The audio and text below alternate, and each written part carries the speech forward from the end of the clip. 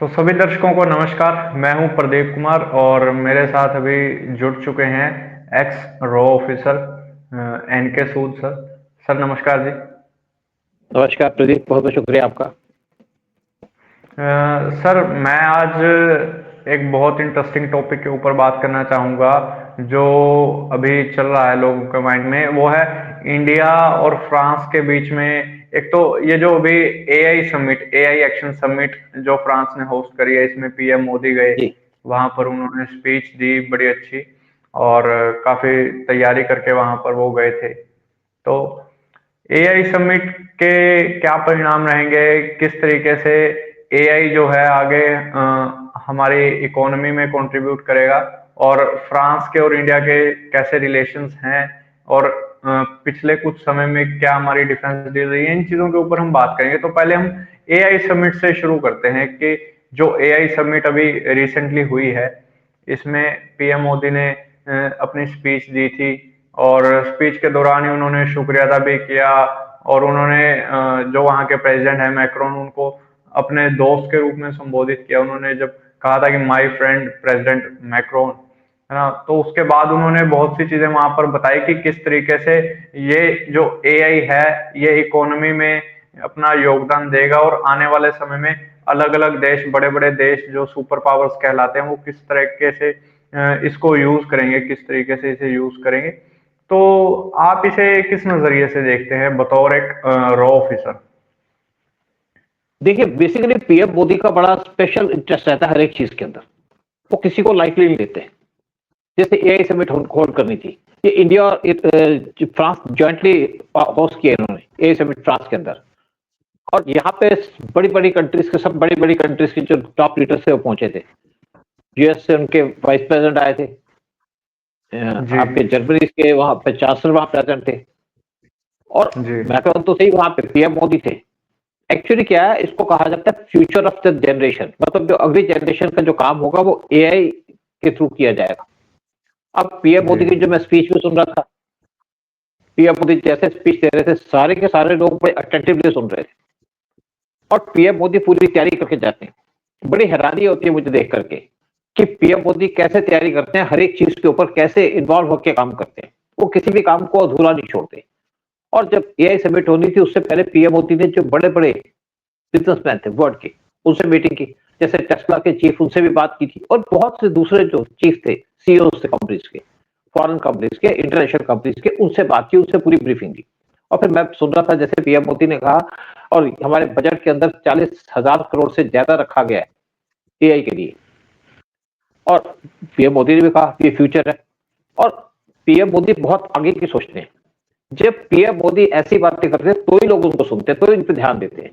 जब पीएम मोदी की पहले विजिट थी यूएस के अंदर, तो उनको यूएस के सेनेट के अंदर बुलाया गया था स्पीच देने के लिए, और पीएम मोदी ने वहां भाषण दिया। जब पीएम मोदी बोल रहे थे, जी मैं उनकी इंग्लिश की बात नहीं करता, हर एक का अपना अपना स्टाइल होता है बोलने का, लेकिन जब पीएम मोदी बोल रहे थे तो वहां पे सारे जितने सेनेटर से खड़े होकर के उन्होंने 40 बार ताड़ियां मारी थी, क्लैपिंग की थी। विजन की बात है, एक आदमी की रेपुटेशन की बात है। जिस टाइप से पीएम मोदी बात करते हैं, इसीलिए लोग उनका पीछा करते हैं। यानी कि जो फॉरेन के इंपॉर्टेंट लोग हैं, पीएम मोदी को पूछते हैं।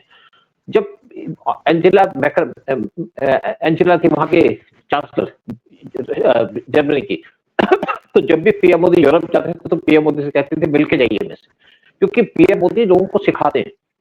मैं बड़ा हैरान होता हूँ कि जो बहुत सी कंट्रीज के जो लीडर्स हैं, या टॉप टॉप लीडर्स हैं, या उनके प्राइम मिनिस्टर है या प्रेसिडेंट है, उनको इश्यूज के बारे में पता नहीं होता, आदमी एडवाइजर पे डिपेंड करते हैं। लेकिन पीएम मोदी वो आदमी है जो हर एक चीज के अंदर इन्वॉल्व होकर के खुद बात करते हैं, खुद सामने जाते हैं, खुद ब्रीफिंग करते हैं। और जिस तरीके से उन्होंने एआई समिट के अंदर लोगों को ब्रीफ किया, जैसे स्पीच दी, जैसे उन्होंने कहा कि अगर आप इस पे तो ठीक है जो काम कर रहे हैं, लेकिन एआई के अंदर जैसे किसी कोई काम करता है, कोई लड़की है, वो आप अपने लेफ्ट हैंड से काम करते हैं तो उसका राइट ही चलेगा, तो वो ह्यूमन को रिप्लेस नहीं कर जी सकते, लेकिन ह्यूमन को असिस्ट कर सकते हैं।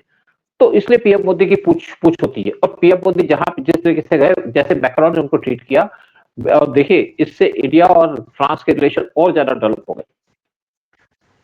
जब 1971 का टाइम था, इंदिरा गांधी का टाइम था, 71 वॉर के अंदर भी फ्रांस जितना भी यूरोप था उसने पाकिस्तान को सपोर्ट किया, लेकिन उसके बाद फ्रांस ने इंडिया को ऑफर किया था, क्योंकि वो डील रॉ के थ्रू हुई थी कि आप हमसे प्लेन लो, मिराज प्लेन लिए थे इंडिया ने फ्रांस से, 12 प्लेन लिए थे 19 जब इंदिरा गांधी का टाइम था, और 12 मिराज प्लेन लिए क्योंकि बेस्ट प्लेन थे, उसमें कोई बात नहीं है।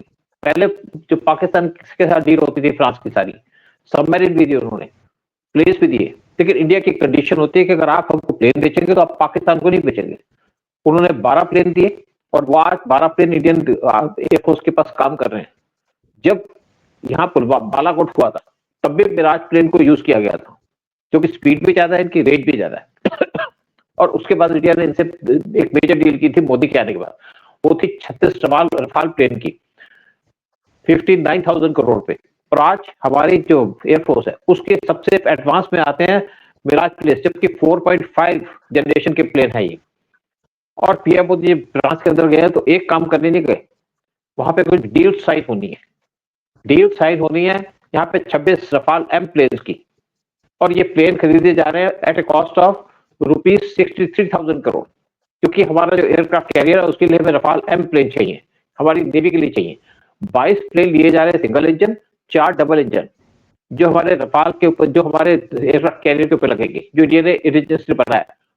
साथ में एक यहाँ पे और इम्पोर्टेंट डील साइन की गई है, क्योंकि चाइना के पास 70 सबमरीन है, हमारे पास सिर्फ 18 सबमरीन है, और इंडिया ने ऑर्डर प्लेस किया है कि वो 25 सबमरीन और बनाएगा $31 बिलियन पे, और 3 सबमरीन का जो प्रोजेक्ट दिया गया वो दिया गया फ्रांस को, और पीएम मोदी वो डील भी फाइनलाइज करके आए इस टाइम पे।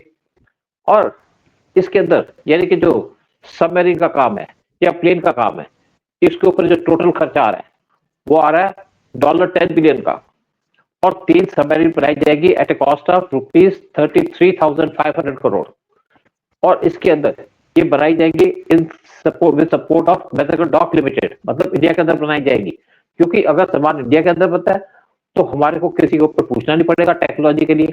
और इंडिया ने दूसरी बात लोग पूछते हैं क्यों रफाल एम प्लेन लिए, क्योंकि हमारे पास रफाल फाइटर जेट्स हैं जिसकी पूरी की पूरी मेंटेनेंस इंडिया के अंदर की जाती है, और अगर हम उनसे और ज्यादा प्लेन लेंगे, रफाल एम सीरीज के प्लेन लेंगे, तो हमारी मेंटेनेंस यही हो सकेगी, ट्रेनिंग भी हो सकेगी, और ये हमको सूट करेगा, सस्ता भी पड़ेगा। और हमारे पायलट्स जो है पहले भी यूज है फ्रांस प्लेन्स के, जो मिराज लिए थे, तो उनके पास जो रफाल एम लिए या रफाल ले रहे हैं उससे हमारे पायलट्स को ज्यादा प्रॉब्लम नहीं होगी, यानी कि वो एक्विटेड है इन प्लेन से। तो ये जो डील है ये इंडिया को सपोर्ट करती है, इंडिया के जो नीड्स है उसको सपोर्ट करती है।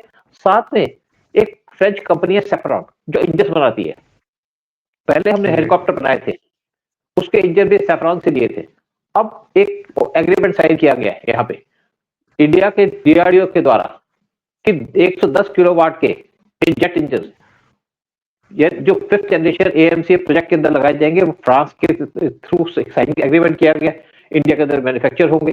तो ये एक फ्रांस हमको टेक्नोलॉजी भी दे रहा है, इक्विपमेंट भी दे रहा है जो इंडिया को जरूरत है, तो इंडिया और फ्रांस के रिलेशन और ज्यादा मजबूत हो रहे हैं। और साथ में एक और एग्रीमेंट साइन किया गया फ्रांस के साथ, फ्रांस इंडिया को एक सप्लाई करना चाहता है छोटे छोटे रिएक्टर्स, न्यूक्लियर रिएक्टर्स, ताकि इंडिया, क्योंकि इंडिया की जरूरत है यहाँ पे और ज्यादा इलेक्ट्रिसिटी प्रोड्यूस करना।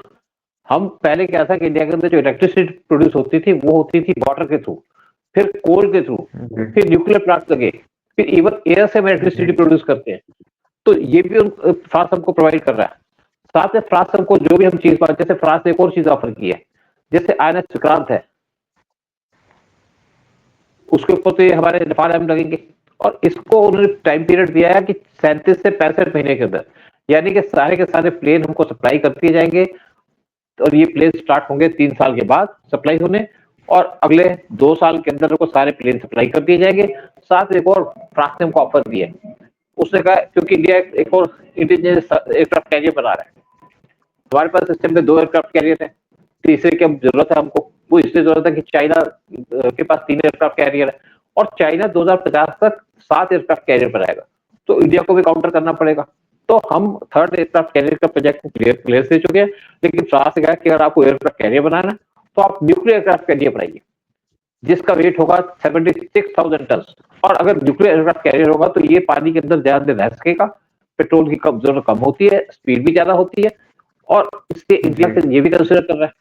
तो फ्रांस जिस तरीके से इंडिया की मदद कर रहा है, देखिए जब पहली बार फ्रांस से हमने मदद दी थी, यानी विराट प्लेन दिए थे, तो फ्रांस ने एक एश्योरेंस दी थी कि मैं आपको इंटरनेशनल सपोर्ट दूंगा, क्योंकि फ्रांस यूएन का परमानेंट मेंबर है।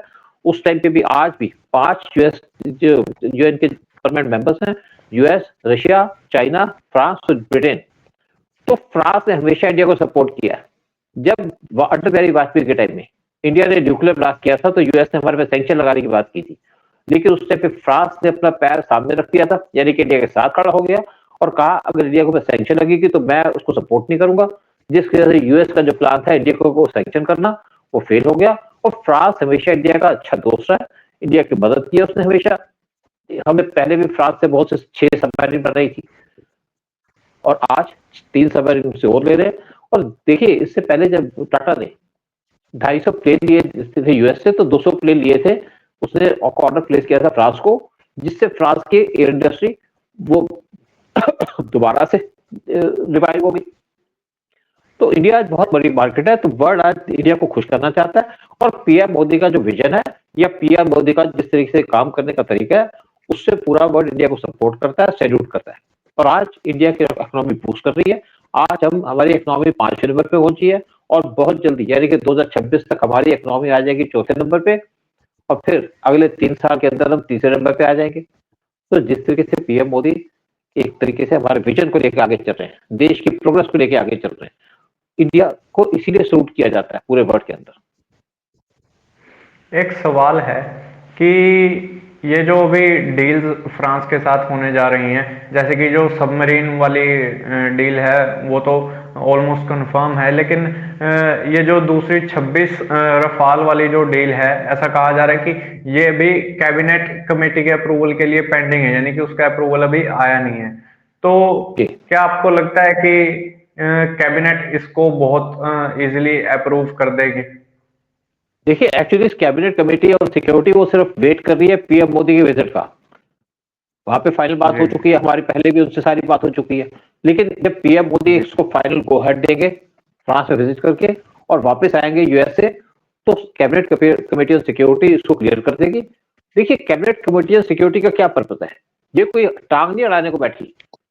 ये सिर्फ ये है कि ये जो डील जो फाइनलाइज होती है हमारे रिलेशंस को देख करके उस पर स्टैंप लगाने की बात है और क्लियर होगी। इसमें क्या बात है?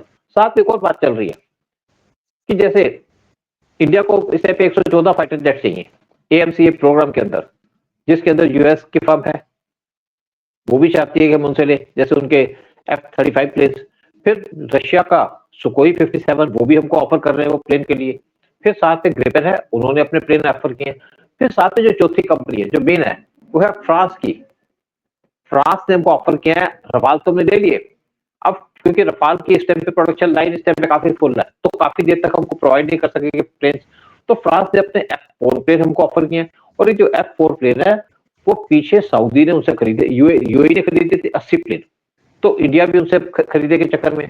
तो लेकिन चारों में से जी। कौन सा हमें सूट करेगा, उस पर बात होगी। क्या हम रशिया से प्लेन लेंगे, क्या हम यूएस से प्लेन लेंगे, क्या हम यूरोपियन ग्रिपेन प्लेन लेंगे, क्या हम F4 प्लेन लेंगे जो इनकी जो फ्रांस की कंपनी है। तो चारों में कंपटीशन है। तो बहुत मोस्ट ऑफली क्या चीज होगी वो तो हमारे जो एक्सपर्ट है वही डिसाइड करेंगे। लेकिन जिस तरीके से और जितने भी कंट्रीज है वो इंडिया को इसलिए पूछ रही है कि इंडिया बड़ी कंट्री है, इंडिया की इस टाइम पे जो इकोनॉमी है वो काफी बड़ी है और साथ में इंडिया को बहुत जरूरत है डिफेंस इक्विपमेंट की। और इंडिया जो भी सामान परचेज करता है वो करता है इंडिया के अंदर लोकल मैन्युफैक्चर करने के लिए। तो चारों कंपनियां इस टाइम पे रेडी हैं इंडिया को सारी डिटेल्स देने के लिए। लेकिन इंडिया किसकी तरफ जाता है ये देखने की बात होगी। तो जुड़े रहिए हमारे साथ, और अगर सभी दर्शकों को ये वीडियो अच्छी लगी हो तो इसको लाइक करें, और जिस चैनल पर आप ये वीडियो देख रहे हैं उसको सब्सक्राइब ज़रूर करें। और सूद सर की और वीडियोस देखने के लिए सर के चैनल को सब्सक्राइब कीजिए, और जुड़े रहिए हमेशा हमारे साथ ऐसी और वीडियोस के लिए। तो जय श्री राम। जय श्री राम, जय श्री